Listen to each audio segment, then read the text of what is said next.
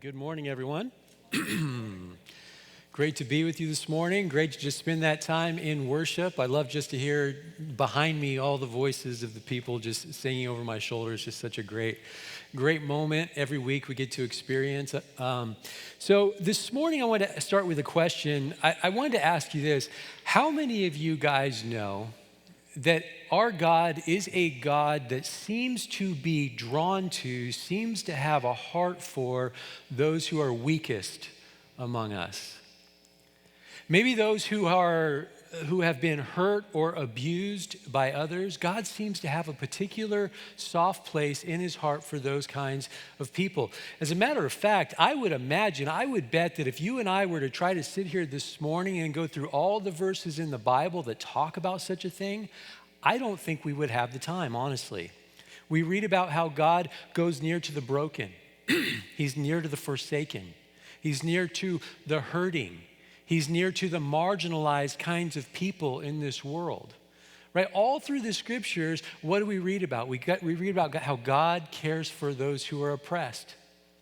God feeds the hungry. God sets the prisoners free. He watches over the sojourners and the foreigners when they're in foreign lands. He's the father of the fatherless. He's the protector of widows. That's our God. That's who he is. He seems drawn to the weakest among us. And if you and I are going to be his people, part of the call on our lives is to follow him in this way. We are to do these things. We are to care for the people that he cares for. I wanted to share a passage with you from Psalm 82, just one passage out of the many where God calls us to look out for these kinds of people. This is what he says. Give justice to the weak and the fatherless. Maintain the right, maintain the right of the afflicted and the destitute. Rescue the weak and the needy. Deliver them from the hand of the wicked. And guys, all through this, all through the New Testament, what we see is Jesus modeling this and Jesus teaching this, don't we?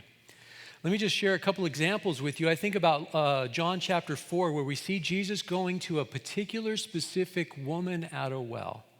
Right? He went purposely to this woman, and this was a woman who, because of the bad choices that she had made in her life, she was an outcast of society. Jesus chose not to go to the other people. He chooses to go to her. And then we think about the parable of the Good Samaritan that Jesus shares. And he talks about how this man who was beat up, robbed, and left for dead by the side of the road, how someone stopped to help him, paid their own money to take care of him, nurse him back to health. And then Jesus tells his listeners, you go and do likewise. One more. Jesus in the town of Nain, he walks into the middle of a funeral procession where there's weeping and wailing. The loudest of all is this widow whose son has died. She has no one else in the entire world. She's heartbroken. We read that Jesus had compassion on this widow. He raised her son from the dead and gave him back to her. So the point I'm trying to make is Jesus seems to be drawn to the broken, to the hurting, to the poor, to the weak. He seems drawn to the marginalized and the outcast among society. And of course, this is true about Jesus because this is true about our Father. This is true about our Father in heaven. This is the heart he has. And this is something we're going to see very, very clear in our passage for this morning. This morning, we're going to be in Genesis chapter 16. Looking at who may be a lesser known character to you, we're going to be looking at a woman named Hagar in Genesis chapter 16. So if you have your Bibles, you can turn there.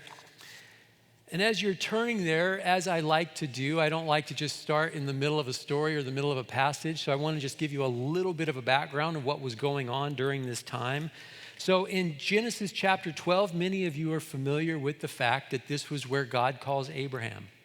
He calls Abraham to leave his country. He says, Abraham, of you I'm going to make a great nation. I want you to leave your family. I want you to leave your lands, your home, everything you're familiar with, and I want you to go to a place where I'm going to be with you. I'm going to send you.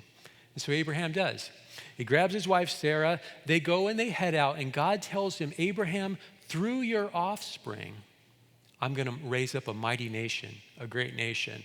Now, there's a problem, of course. There's always drama in good stories, right? There's a problem here. And the problem here is that Abraham and Sarah don't have any kids. Not only that, but they are advanced in age, we'll say, right? They were older people. They weren't able to have kids at this point. And not only that, but by the time we get to Genesis chapter 16, our passage for this morning, 10 years have passed since God made that original promise to Abraham and Sarah. Now Abraham and Sarah are starting to wonder if, hey, maybe we shouldn't help God out a little bit. And so what Sarah does is she follows the customs of the time. She takes her female slave. There's no nice way to put it. That's exactly what this woman was. She takes this female slave, this female servant. She gives her, Hagar is her name, she gives her to Abraham as a wife with the understanding that if Hagar has a son, that son will be seen as Sarah's son. That's the way that they did things. And you can immediately, at least I can, imagine all the potential problems and pitfalls with an arrangement like that. But for a woman who is desperate to give her husband a son, you can imagine how this might seem like the only or the best possible solution. And so that's what she does. Sure enough, Hagar gets pregnant. And as typically happens, all of a sudden, Hagar starts feeling pretty good about herself. She starts strutting around the camp. She starts looking down on Sarah, starts treating her with contempt.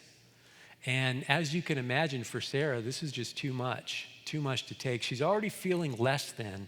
She's already feeling like she's just not complete. She's not able to give her husband a son. And so she says, that's it. Enough is enough. And she starts treating Hagar very, very cruelly. So cruel, as a matter of fact, that Hagar leaves.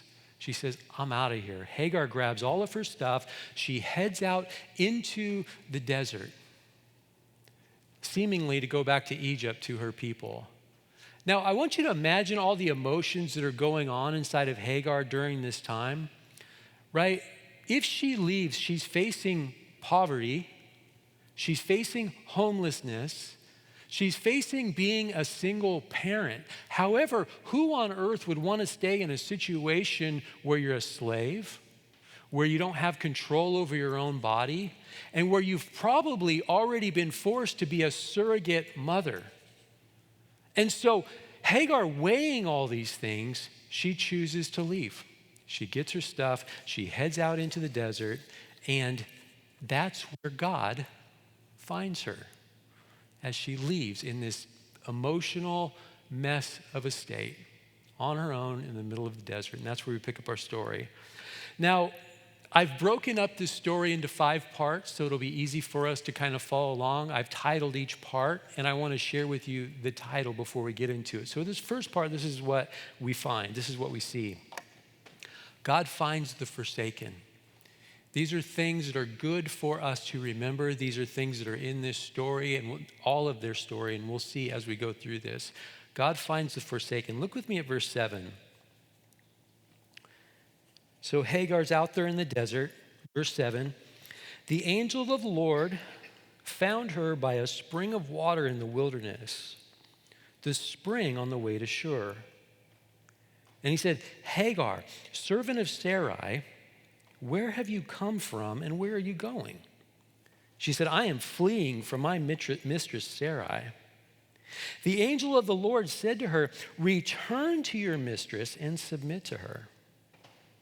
The angel of the Lord also said to her, I will surely multiply your offspring so that they cannot be numbered for multitude. That's where I want to stop. And so what we see here clearly is that our God is a God who goes after and finds the forsaken. And I want to point out something interesting here. Hagar doesn't seem to have been interested at all in the God that Abraham and Sarah had told her about. Who could blame her? Why would she be? They hadn't treated her very well. She's not looking for him. God comes looking for her, and he finds her. And I think that we miss this part of the story sometimes. As I was reading this week and thinking about this, at least I do. Maybe you don't, but I've missed this part of the story many times, and here's why. Many times when we read this story, we elevate Abraham and Sarah to the position of hero. We think of them as the heroes in the story, and therefore Hagar is at fault. She's the one who should have submitted. Shame on you. Why didn't you do the thing that you were supposed to do? But guys, the reality is Abraham and Sarah were a mess. They had plenty of faults. They made plenty of mistakes, just like all of us do.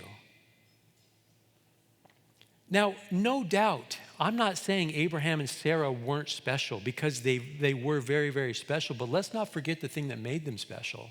The thing that made them special was God chose them, and God called them, and God gave them his promises. The very same thing he just did with Hagar. He called her, he chose her, he gave her some promises. So what I'm saying this morning is the real hero of this story is God. God is the real hero of this story, not Abraham and Sarah. And what we see our hero doing is coming to the aid and coming to the rescue of a woman who desperately needed it. And he calls her to do something really, really difficult. He calls her to do something really hard. He wants her to go back, return to Sarah, and submit to her. But in order to help her face those challenges, give her the ability to endure those challenges, he makes some promises to her. He gives some promises to her that would have helped her get through that. And that's our second point, the thing we see next in this next part. God provides promises. That's what God does. He provides promises for us. Look with me at verse 11. And the angel of the Lord said to her, "Behold, you are pregnant, and you shall bear a son. You shall call his name Ishmael, because the Lord has listened to your affliction. He shall be a wild donkey of a man, his hand against everyone, and everyone's hand against him. And he shall dwell over against all his kinsmen." So what we see here is not only that God finds Hagar in her moment of desperation, but he also provides her with promises that are specific for her, which just reveals to us God has a really intimate awareness, a really intimate knowledge of her particular circumstances. He tells her that she's going to bear a son, and then he says that she is to name that son Ishmael. And I want to just stop there, and I just want us to reflect for a moment on how much that promise must have meant to Hagar at that particular time. This woman who had been marginalized, this woman who had been mistreated, all of a sudden the God of the universe comes next to her and near to her for a personal visitation with her. And God reveals to her that he sees her pain, he sees her suffering, and then he provides her with promises that would have offered her great hope. And the thing is, this isn't just some generic promise for everybody. These are very specific promises for her. He says, your son, you're to name him Ishmael, he's going to be a wild donkey of a man, right? And we chuckle because that sounds funny. It may even sound offensive to us. But let me tell you what's going on here, right? What he's saying about Ishmael is that Ishmael is going to be a man who's resilient. Ishmael is going to be a man of strength. He's going to be a man who lives free and untamed and able to face adversity. That's what he's saying about Ishmael. And what these promises do, what they would have done is they would have given Hagar a sense of purpose and a sense of identity. See, in a world where she felt very invisible and she felt very powerless, God comes near and he gives her worth and significance. And he says to Hagar, hey, I don't just see you as a slave, Hagar. I don't see you as that. I don't just see you, Hagar, as a means to an end. I see you as a beloved child of mine with a unique purpose in my divine plans. Can you imagine how encouraging that would have been for her? See, God's promises to us are personal. They're not one size fits all blanket for everybody. They're personal for you and for me. And as we move through our passage, we're going to see how Hagar responds to this incredible revelation when she realizes that, hey, the God who is speaking to me, this God is the God who sees me as a person. He doesn't see me as part of a group, part of a nation. He doesn't see me as an Egyptian, as a slave. He sees me as an individual. And that's the next thing we're going to see. God sees us personally. Look with me at verse 13 of our passage. So she called the name of the Lord who spoke to her, "You are a God of seeing." For she said, "Truly, here I have seen him who looks after me." Therefore the well was called Bir Lahai Roi. It lies between Kadesh and Bered. And Hagar bore Abram a son, and Abram called the name of his son, whom Hagar bore, Ishmael. Abram was 86 years old when Hagar bore Ishmael to Abram. So Hagar is there. The angel of the Lord appears to her, tells her to return to Sarah, and then she says, hey, from the little boy that you're going to have, little Ishmael that you're going to have, from him, your offspring are going to be so much that you can't even count them. And her response is, you are the God who sees me. And she names the name of the place, the well of the living one who sees me. And by doing this, what she's doing is she's expressing her amazement that her, out of all people, God would draw near to her. And this revelation, this should do something for us. See, God is intimately aware of the things that each of us struggle with. He knows the deepest desires of your heart. And so let me ask you this morning, just to kind of do some introspection, what are some of the things that you're wrestling with? Maybe you've been dealing with for quite a while. And you're starting to wonder, or maybe you've been wondering for quite a while, man, does God see? Does God care? Or maybe it's your kids or friends or family members. And you see them going through stuff and you see them wrestling through stuff and you're like, God, where are you? Do you even care what's going on? This story screams loudly, yes. Yes, he does. Let me encourage you this morning. God does see and he does care. And when Hagar gets this revelation, it changes her. It changes her pain into praise. It changes her worry into worship. As she realizes that God has plans and purposes specifically for her, because he is the God who sees her personally. He sees her as a person. And now she's able to return to Sarah. Now she's able to do the very thing that God called her to do. Guys, this is what faith looks like. This is what it looks like to exercise our faith. This is what it means to worship, to do the right and the hard thing that God is calling you to do, because you know that he sees you and he's with you. This is the forgiveness you offer to someone who probably doesn't really deserve it, but you know God's calling you to do it because you know God sees you and you want to please him and you're doing it for him.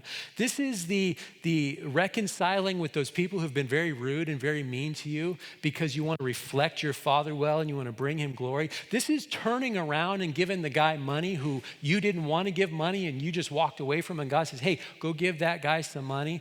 This is what it looks like when we recognize, hey, God sees me. He doesn't just see me as part of humanity, he sees me. And so what Hagar does, she goes back. This new revelation, this new understanding, her worry is now worship, her pain is now praise. She returns, she goes back to Sarah and Abraham, and she's there for the next 14 years.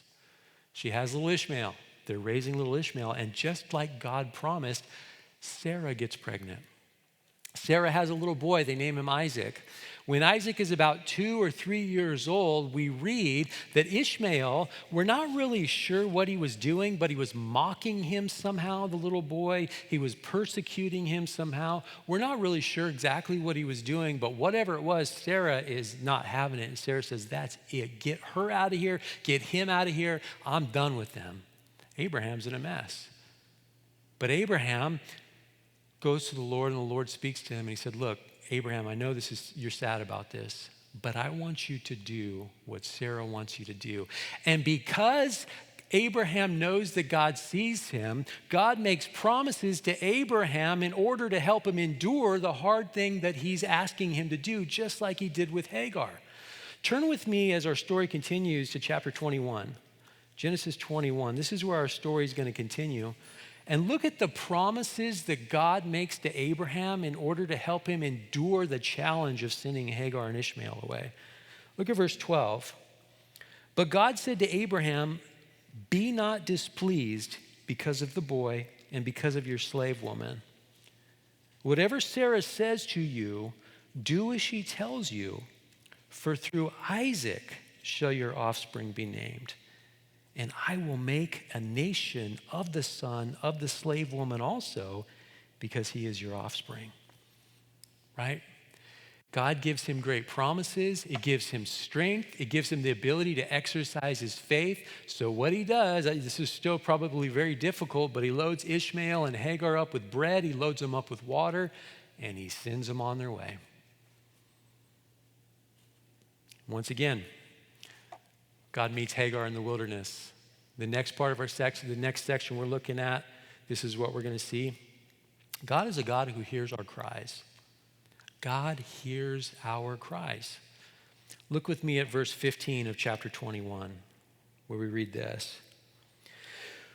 We're talking about Hagar and Ishmael in the wilderness. When the water in the skin was gone, Hagar put the child under one of the bushes. Then she went and sat down opposite him a good way off, about the distance of a bow shot, for she said, "Let me not look on the death of the child." And as she sat opposite him, she lifted up her voice and wept. And God heard the voice of the boy. And the angel of God called to Hagar from heaven and said to her, "What troubles you, Hagar? Fear not, for God has heard the voice of the boy where he is. Up, lift up the boy and hold him fast with your hand, for I will make him into a great nation." Let's stop right there. What we see in this next part of our story is that not only do we have a God who sees us personally, but we also have a God who hears our cries. Look at verse 17 with me again. Now read it with that in mind. And God heard the voice of the boy, and the angel of God called to Hagar from heaven and said to her, "What troubles you, Hagar? Fear not, for God has heard the voice of the boy where he is." And what's interesting about this phrase, God heard, it's almost a direct translation of the name Ishmael. Let me remind you of what God told Hagar, the angel of the Lord told Hagar in his first encounter with her in Genesis chapter 16. Verse 11, if you're tracking along, I'll read it to you though. This is what we just read. And the angel of the Lord said to her, "Behold, you are pregnant, and you shall bear a son. You shall call his name Ishmael." Why? Because the Lord has listened to your affliction. See, the name Ishmael means God hears. That's why he was to be named that. He was to be named that, saying, "Hey, Hagar, God hears, not only does he hear your cries, but he sees your affliction." And not only did God hear the cries of Hagar, but he also heard the cries of Ishmael, her son, her child. It's here I want to pause in our story for a moment, and I just want to say something to you parents in the room, you grandparents in the room. I want to encourage you this morning, those of you who may be the parents of children who are wandering, grandparents of children who are wandering, friends and family members of those who are wandering. And as you watch them live their lives and make these mistakes that are damaging their soul and damaging their lives, it breaks your heart. And on top of all that, sometimes it seems like they're actually enjoying themselves. They don't seem to be suffering any ill repercussions whatsoever. First of all, let me tell you this. I know from personal experiences, don't ever judge a book by its cover. You never know what's going on in the heart of someone, and especially your children. And let me tell you why. It's very hard, and you probably know this, but it might help to hear it. It's very hard for kids to admit when they've made mistakes, when they've made bad choices, especially to the people who raised them, who taught them better, who want better for them, because this shame and this pride get involved in their lives. And it's hard for them to admit, and they might actually dig their heels in and make it seem like they're even happier than they actually are. And like I said, I know from personal experience because I've been there. And I'm sure a lot of you guys have as well. In his book, a book called Filthy Fisherman, which is just a great title, Filthy Fisherman. But Luke Holter, he shares his testimony. And he shares about how he was raised in a Christian home. And in this Christian home, he had lots and lots of encounters with the Lord when he was a young man. Somewhere along the line, he got off track. And what he says in this book is that he chose his sin over the Lord. He loved his sin more than God, and he left the right path and went down the wrong path so far that in his early 20s, he was a heavy and regular drug user. He was dating a witch, and he was a lead singer in a punk band. He was living just a filthy, nasty life, and he knew it. And then one day, completely, totally unannounced, his parents showed up at his front door. He said he was full of shame and guilt to stand there and look in their face. He said it was one thing for me to be living in filth and the way I was living, but for my parents to be standing before me, and he said just his shame and guilt overcame him as they came in his house that was full of drug paraphernalia, that was full of alcohol bottles, that was full of pornography. And he said, but my parents never said a word about it. They never even acknowledged those things were there. He said they looked at me and they talked with me with nothing but love and compassion in their eyes. They offered to take me to buy groceries. They offered to take me to the doctor for a checkup. And then he says something really interesting and really telling, and this is why I wanted to share this with you, give you kind of like a peek behind the curtain if you have a kid who's maybe living like this. This is what he said. He said, when they offered to do these things for him, he says, my shame and pride were instantly triggered. I didn't want their help. I was fine. Instead, I bragged that my band was playing a big gig the next night, and asked if they wanted to come.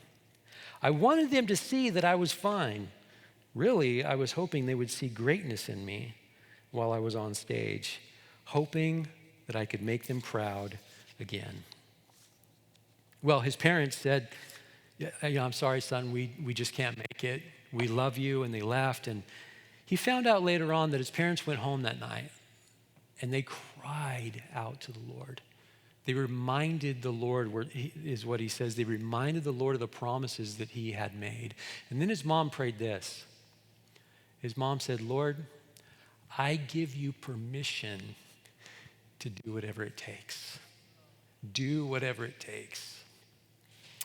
That very night, not only did Luke Holter have an encounter with the Lord, but that very night at 25 years old, he had a heart attack. He was getting on stage to perform. The band hit the first note, and he fell face down, had a heart attack at 25 years old. That's how much damage he'd done to his body. And he was there laying in the hospital, lowest of the low, feeling awful, feeling terrible, and it was then that he knew he had nowhere to look but up, and it was there at that moment that he cried out to the Lord. And the Lord heard. And the Lord filled that hospital room, saved him, rescued him, started repairing his life, started restoring his dignity to him. And see, I shared that this morning. I shared that story, his testimony with you this morning. Because to make that point that when we cry out to God, he hears our cries, right? And he moves quickly into these situations that seem absolutely hopeless and lost and like there's no possible way that things could turn around. Of course, it just takes some of us longer to reach the point where we're willing to cry out to the Lord. So if that's you and you have friends and family members, don't lose hope. Our God is a God who, when they're finally ready and they're willing to cry out to him, he rushes in and he provides the things that we need, the things that a day earlier would have seemed absolutely impossible for him to provide. That's what we see in our next section. God provides for our needs. Let's look at this last section, starting in verse 19, chapter 21. So she cries out, Ishmael cries out, hey, we're about to die. Then God opened her eyes, and she saw a well of water. And as she went and filled the skin with water and gave the boy a drink, and God was with the boy, and he grew up. He lived in the wilderness and became an expert with the bow. He lived in the wilderness of Paran, and his mother took a wife for him from the land of Egypt. Guys, what we see time and time again in the Bible is God has ways of providing for his people when all seems completely, totally lost. Let me encourage you this morning. Ishmael and Hagar are sitting there dying of thirst. And what do? They cry out to the Lord. And God opens their eyes. There was a well of water there right beside them the entire time that they weren't ready to see, right? This reminds me of Moses when the children of Israel and him were going through the wilderness and they're dying of thirst and they cry out to Moses, and then Moses cries out to the Lord, and God says, just hit that rock right there. Just hit that rock. There was water there behind the rock the entire time, and water came gushing out. It didn't seem possible. It seemed like they were going to die. The answer was right there the whole time. All they had to do was cry out. Or what about the cross? The cross, the disciples, seems all is hopeless, all at loss, all is lost. They're depressed, they're heartbroken. All the while, the thing that they needed the most was the very thing that was being accomplished right in front of them. They just did not have eyes to see it until later, until God opened their eyes so that they could see it. And then what about later on in the very next chapter of our passage, where God comes to Abraham and he tests him and he says, hey, that son you love, Isaac, that son that Sarah loves, I want you to take him to this mountain and I want you to sacrifice him to me. And Abram's like, but he chooses faith over his feelings. He chooses God over what his gut wanted to do. And he goes and he's about to sacrifice Isaac, and the same angel of the Lord stops him, stays his hand. He said, Abraham, don't do that.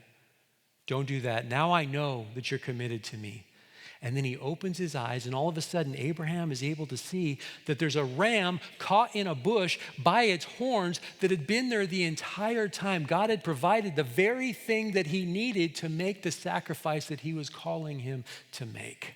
He just didn't have eyes to see until God opened them. See, God has ways of providing for his people when it seems like impossible. It just seems like it can't be possible. He provides for us in ways we can't imagine. And so as we get ready to close this morning, I just hope that as we've shared, we've looked at Hagar's story, just that you'll be reminded once again that we have a God who is drawn towards and moves towards the marginalized and the outcast in this world, right?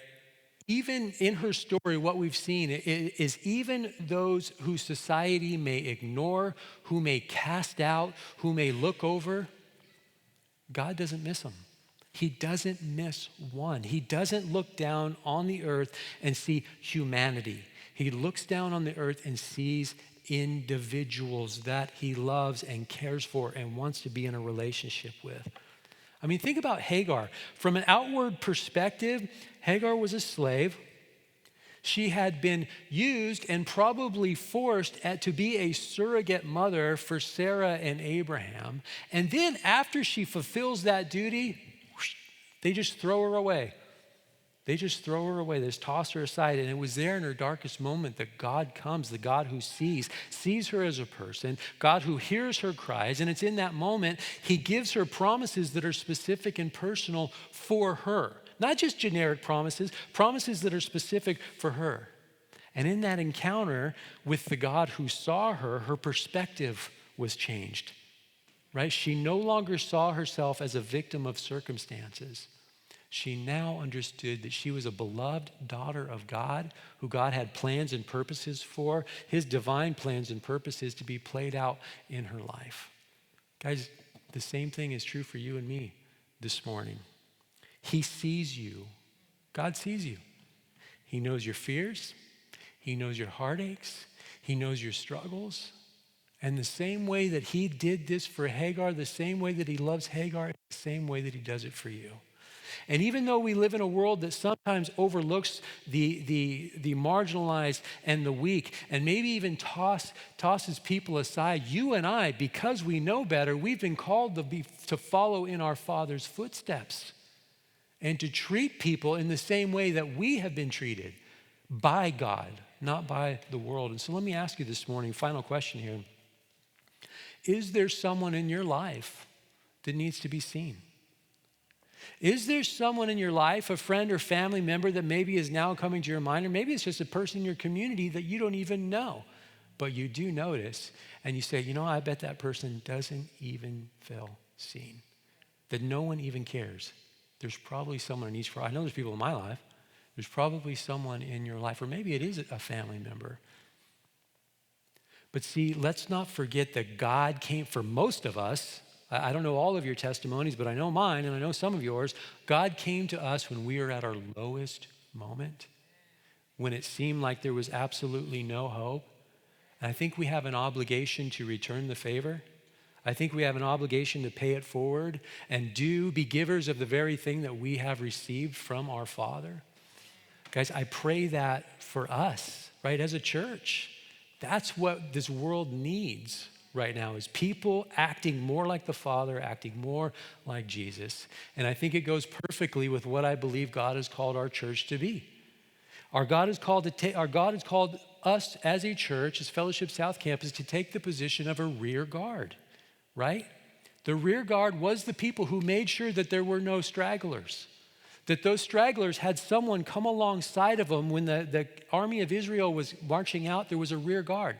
They made sure that the stragglers had someone come and wrap arms around them, help them slow their own pace to go at their pace, to make sure that everyone who wanted to made it into the camp of the Lord, and that's what God has called us to be. And it's an honor, and it's a privilege. And why? Because that's how our God is. That's what he's like, right? Now, there's people at the front, leading the charge. Our God is like that as well. But God has called us here to slow our pace, take the position of the rear guard, look for the Hagars, look for the Ishmaels, come and wrap our arms around them and make sure they too make it into the kingdom of the Lord. Because I'll tell you what, someone did that for me. Chances are probably someone did that for you as well. Let's pray this morning.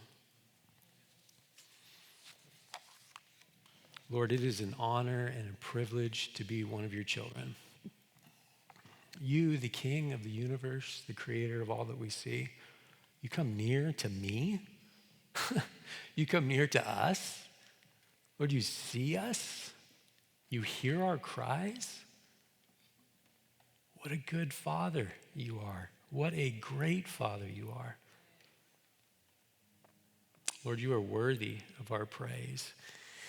Lord, help us to be the kind of people that reflect back to the world the very grace we've been shown.